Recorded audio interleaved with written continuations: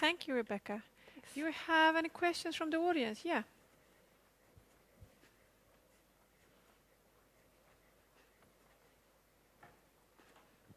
Hi.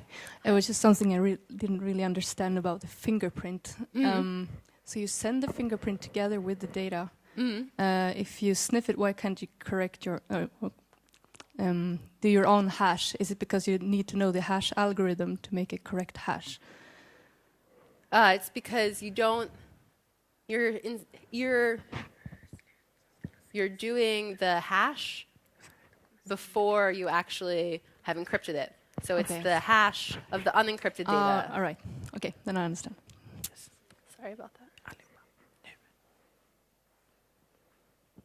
Any more questions? There's one in front. Here you go. Can you tell us something about the Heartbleed?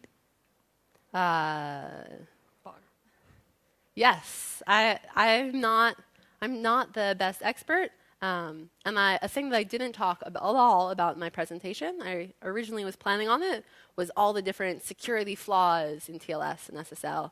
And over time, there's been Beast and Heartbeat and the Poodle attack and all sorts of other attacks with fun names. And the thing that I want to touch on there is that a lot of these bugs are coming from this problem that this is a protocol of theoretically how security is going to work. And a lot of these bugs are implementation bugs. So someone has to take these ideas that have been written down in an RFC, I don't know the name of which one, and someone has to implement it. And if they don't do it correctly, then we end up with these bugs, like the Heartbeat bug was an implementation bug. But as soon as someone finds them, if software gets upgraded, it's the best that we have. And hopefully developers are paying attention to the news and upgrading your software as quickly as they can.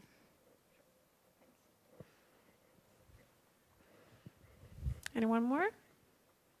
Now I have a question. A last question before we wrap up this day. What do you feel is your biggest challenges when you are working with this? My biggest challenge. What's difficult for you in this job, or? I think for me, I don't know, a lot of people feel this way. As a developer, it's really important that we have this responsibility to provide these really secure services. But I think it's very different knowing. For me, I wanted to give this presentation because I wanted to have a better understanding of what's actually happening when we're providing a secure communication channel. So it's also getting us to understand what kind of security that you really are offering. I don't know if there. I guess I don't know if there are specific challenges related to security, except for keeping up to date. But I think there tends to be a gap between knowing that we need to be up to date and then actually doing it. Yeah. Great. Thank you, Rebecca. And I would like to have a great applause for Rebecca.